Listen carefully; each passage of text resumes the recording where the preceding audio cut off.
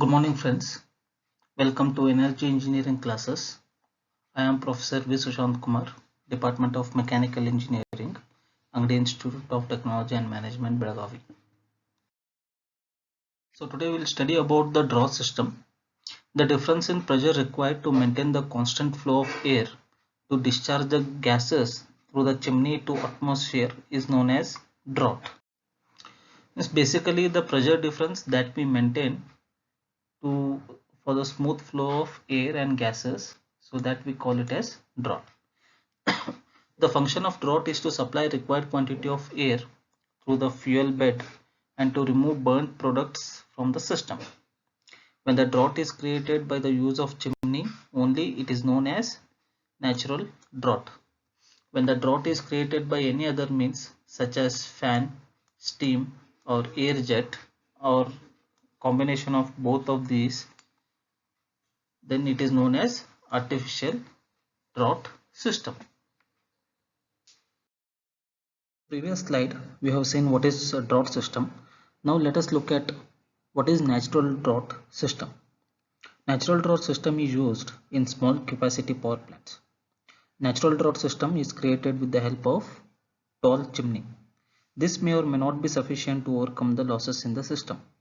Draught is caused by difference in weight of column of cold external air and that of similar column of hot gases in the chimney. The performance of the system depends primarily on the height of the chimney and the average temperature of hot gases in the furnace. Advantages of natural draught system are: no external power is required to run the system. It requires small capital investment. Maintenance costs are minimum. The exhausts are discharged at a high altitude and hence atmospheric pollution is less at lower levels. The system has long life. We also have few limitations on this natural draught system. They are: the maximum pressure created by natural draught is very low. It's about 20 mm of water column. For sufficient draught, the flue gases should be discharged at a higher temperature, which reduces the plant efficiency. Economizer and preheater cannot be used to recover the heat from the flue gases. The system will have poor combustion efficiency since the velocity of air is low. It cannot produce higher draughts under peak loads, hence not flexible. Next we have mechanical draught system. There are two types of mechanical draught systems based on the type of fan used for creating the draught effect. If a forced draught fan is used, it is termed as forced draught system. And if an induced draught fan is used, it is termed as induced draught system. Now we will see what is forced draught system. In this system, the blower is provided before the furnace. So you can see here, this is the blower and this is the furnace. So blower is provided before the furnace. The blower forces the air through the furnace, economizer, air preheater, and finally to the stack. This system is termed as positive or forced draught system since the pressure throughout the system is above atmospheric and the flues are force driven. The function of chimney in this arrangement is only to discharge the exhaust at high altitudes. The chimney has got nothing to do with the draught creation and hence its height need not be too much. But a higher altitude is desirable to discharge the flues to minimize the atmospheric pollution. So next one in mechanical draught system is induced draught system. In this system, a blower is installed before the chimney which sucks air into the system and creates low pressure condition below atmospheric pressure. This causes air to be induced into the furnace through the entrance ports and hot gases flow through the boiler, economizer, preheater, blower and then finally to the chimney. The action of induced draught is similar to the action of natural draught chimney, but the draught produced is independent of the temperature of hot gases. Hence, maximum heat can be recovered in the air preheater and economizer, and comparatively cooler gases can be discharged to the atmosphere. So blower is installed before the chimney. Okay, so the pressure created here is lower than the atmospheric pressure. So the next one in mechanical draught system is balanced draught. In this system, both forced draught and induced draught fans are used. So here we have blower before the furnace, and here we have blower before the chimney. The forced draught fan provided at the entry to the furnace supplies the air through the fuel bed grate, while induced draught fan sucks in the hot flues from the furnace and discharges them at the chimney. Forced draught supplies sufficient air for combustion, and induced draught prevents blow of flames when the doors are opened. Now let's see the comparison of forced and induced draught system. The size and power required by induced draught fan is more than the forced draught fan because the draught fans handle more gases and at elevated temperatures. The volume of gas handled by induced draft is more than the volume handled by the forced draught fan due to the high temperature of gases. Water cooled bearings are required for induced draught fan to withstand high temperature of gases. There is no chance of air leakage in the furnace with forced draught as the pressure inside the furnace is above atmospheric. Let's see what are the advantages of mechanical draught system over a natural draught system. The rate of combustion is high as the available draught is more. The better distribution of air and fuel also possible in mechanical draught system as compared to natural draught system. The air flow can be regulated according to the requirement by choosing the draught pressure, which is not possible in natural draught system. The mechanical draught is independent of atmospheric temperature, whereas the chimney draught is seriously affected by the atmospheric temperature. The chimney draught is produced at the cost of thermal efficiency of the plant because it is necessary to exhaust the gases at high temperature to produce draught. In mechanical draught, it is independent of temperature of gases and improves overall efficiency of thermal power plant. The height of chimney used can be reduced sufficiently as a function of chimney is only to exhaust gases. The fuel consumption per kilowatt due to artificial draught is 15% less than the natural draught. So what we can conclude here is mechanical draught has many advantages over the natural draught system. The topic that we are going to discuss is about cooling towers and ponds. Cooling the water is essential in a steam power plant to condense the steam from the steam turbines.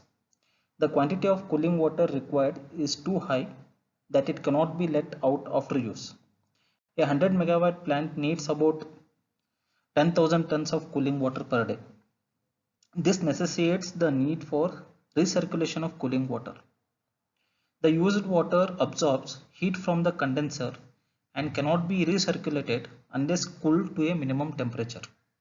This function of cooling is achieved by a structured termed cooling tower. So basically there are two types of cooling towers. So wet type cooling tower, dry type cooling tower. In wet cooling towers, the turbine exhausts steam in a condenser where the heat is transferred to cooling water medium. This hot water is cooled in cooling tower. Wet cooling tower is a large, tall structure from the top of which hot water from the condenser is allowed to fall. The falling water comes in contact with the air entering from the bottom and gets cooled. So there are three types of wet cooling tower. So one is the natural draught cooling tower, forced draught cooling tower, and third one is induced draught cooling tower. The next type is Dry type cooling tower.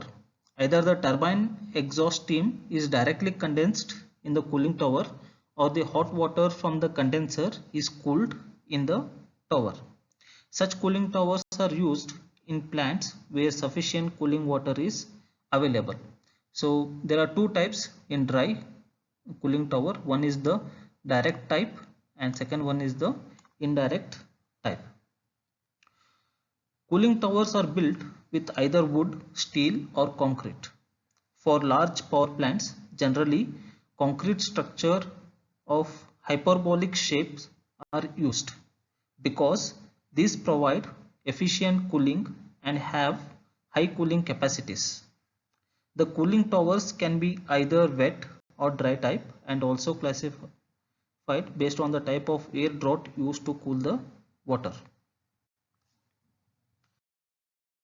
So now let's study the natural draught cooling tower. So it's a wet type of cooling tower and is generally used in large capacity power plants. It consists of huge hyperbolic concrete structure with openings at the bottom as seen in the sketch. At the lowest portion of the structure, a water pond is constructed for the collection of the cooling water. In operation, the cooling water from the condenser is pumped to the top of the cooling tower. The water is sprayed from the top and falls down as it sprinkles. Because of the height, natural draught is created and air rises from the bottom. The falling water comes in contact with the rising air and gets cooled. The cooled water is collected in the pond and pumped back to the condenser. So it is pumped back to the condenser. Makeup water is added to the pond periodically. The height of cooling tower ranges from 50 meters to 80 meters with the base diameter up to 40 meters. Next one is the forced draught cooling tower. It is also a wet type of cooling tower. Forced draught cooling tower are smaller in size and are used in small capacity power plants. Since the height of cooling tower is small and it has rectangular section, the natural draught created very low. Hence, to create draught, a forced draught fan is provided at the bottom of the tower. So as you can see from the sketch, the cooling tower is rectangular section having baffles. So these are the baffles or obstructions, you can call them. A forced draught fan is provided at the bottom and it pressurizes the air. The hot water from the condenser is sprayed from the top, and while falling through the baffles or obstacles, it comes in contact with the rising forced draught air and gets cooled. The cooled water is collected at the pond and it is recirculated back. Makeup water is added to the pond periodically. Next one is induced draught cooling tower. Even it is also a wet type of cooling tower. This is similar in construction and operation to a forced draught cooling tower, except for the induced draught fan. This is suitable for small capacity power plants. It has a rectangular section with opening at the bottom of the air entry. In operation, the induced draught fan sucks air through the baffle plate. So here we have induced draught fan. So it sucks air which passes through the baffle plates. Hot water pumped from the condenser is sprayed at the top. So even here the hot water is sprayed at the top. The falling water comes in contact with the rising air and gets cooled. The cooled water is collected in the pond and pumped back to the condenser. Even here makeup water is added periodically into the pond. Is dry type of cooling tower. So in this cooling system there is no water cooled condenser to condense the turbine exhaust steam. Instead, the exhaust steam is condensed directly in the cooling tower using the forced draft fan. So you can see from the sketch. So this is the forced draft fan. So in this, the exhaust steam is collected in a large steam header at the top. A number of steel tubes are connected to the steam header. So these are the steam tubes through which the steam is passed to the condenser header at the bottom. The steam tubes are provided with external fins so as to increase the heat transfer rate and hence condense the steam in the tubes. The cooling air is finned tubes is supplied by the forced draft fan, as you can see from the sketch. The steam condenses as water in the condensate headers and is collected in condensate tank. From the tank, the water is pumped back to the feed water line. We are going to study is boiler accessories. A boiler requires many accessories for the continuous trouble-free functioning and steam generation. Some accessories are needed to increase the efficiency of the boiler. High economy in power generation can be achieved by utilizing the heat energy to the maximum extent. The typical heat utilization in the boiler furnace is of the order of 70% only. That means about 30% of heat is carried by the exhaust gases, which constitutes a huge loss if discharged directly to the atmosphere. There are various means to recover the part of this heat energy. Some of them are listed below. So boiler accessories like superheater, reheater, economizer, air preheater are used to utilized to increase the efficiency of the boiler. The temperature of hot gases burnt in the furnace is of the order of 1200 degrees Celsius to 1350 degrees Celsius depending upon the quality of coal used for combustion. About 70% of that heat is utilized in the furnace to heat the water tubes to raise steam, and the flues are still at a higher temperature about 650 degrees Celsius. The rest of the heat is then utilized in superheater, reheater, economizer and air preheater. When the flues passes out of the superheater, reheater and economizer, the temperature of hot gases is about 400 degrees Celsius. The heat available from these gases is then utilized in the air preheater and exit the preheater at about 160 degrees Celsius. With this utilization of hot gases, the efficiency of the plant is improved to a great extent. Some of the other essential accessories include the superheater, soot blower. Study the first boiler accessory, that is superheater. So as the name implies, the function of superheater is to superheat the steam coming from the boiler. Steam generated in the boiler is not fully saturated. It contains some water particles. If used directly, the water particles in the wet steam causes corrosion of the turbine blades, leading to reduced turbine efficiency, life and later failure of the blades itself. The superheater completely saturates the wet steam and increases its temperature. A superheated steam has high heat content and hence has an increased capacity to do work. This in turn improves the overall efficiency of the power plant. The superheaters are made of steel tubes of around 25 to 50 mm in diameter and formed in series of U shapes. So you can see in the sketch, so we have U shapes superheater tubes. So once the water, so from the steam when it comes out, when it comes out, it is in the wet form. So now this steam is passed to the superheater tubes where its temperature is increased and steam is superheated, and then it is passed to the turbine blades.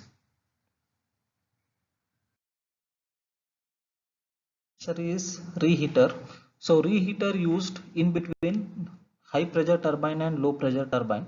So when the steam passing through the high pressure turbine, when it comes out, its temperature and it loses its pressure and temperature. So before it enters into the low pressure turbine, so its temperature has to be increased.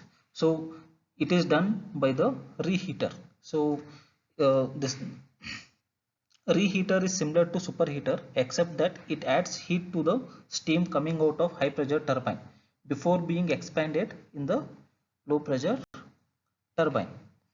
A reheater is generally located above the primary or convective superheater in the path of the hot flues. It is made of steel tubes mounted horizontally perpendicular to the flue direction. Boiler accessory is economizer. The function of an economizer is to heat the feed water before being supplied to the boiler using the products of combustion discharged from the boiler. Generally, feed water is heated 20 to 30 degrees Celsius below the boiling point. The economizer makes use of the waste flues, recovers heat energy, and hence the name economizer. Thus, the economizer increases the boiler efficiency. As an approximation, it is shown that the boiler efficiency increases by 1% for every 6-degree rise in the feed water temperature. It is generally made up of steel tubes and arranged in a chamber. The flues passing through the economizer chamber transfers the heat energy to the water flowing through the steel tubes. The maximum temperature desirable is 20 to 30 degrees below the boiling point. As the temperature above 85 degrees Celsius, the steam bubbles begin to form and feed pump cannot supply steam water mixture properly. To overcome this problem, the feed water pump is generally located before the economizer. The feed water pumps either raw water or condensate from the condenser. The feed water flowing through the economizer gets heated and enters the boiler under pressure. Advantages of economizers are it recovers the waste heat to a greater extent. It reduces the fuel consumption per unit power produced. It improves the efficiency of the power plant. It reduces the soot and fly ash being discharged to the atmosphere to some extent. So next one is air preheater. The function of air preheater, as the name indicates, it preheats the air being supplied to the furnace for combustion. This makes the use of flues discharged from the furnace and from the economizer. As this also recovers further heat from the flues, it indicates the boiler efficiency. It increases the boiler efficiency. An increase in temperature of air by 20 degree increases the boiler efficiency by 1%. So de-superheater, it essentially controls the superheat temperature. Otherwise, it may lead to overheating of superheater tubes and initial stages of turbine causing operational problems. The device used to control the superheat temperature is termed as de-superheater. The various methods used to control the superheat temperatures can be: first one, bypassing the hot gases. When the temperature of superheated steam rises sufficiently high, then hot gases are bypassed with the help of dampers. So the second method is tilting the burners. The direction of the burners can be tilted when the steam temperature is high, thereby reducing the heat supplied to the superheaters. And third one is de-superheater. Another method of controlling the temperature of superheated steam is by use of de-superheater. This uses the water spray, as you can see from the sketch. So here we have water spray. This uses water spray to cool the portion of the superheater section when the temperature of the steam is too high. So topics discussed in today's video lectures are draught system, and we discussed about cooling towers and we also discussed about boiler accessories. So if you have any doubts, kindly contact me. Thank you for watching.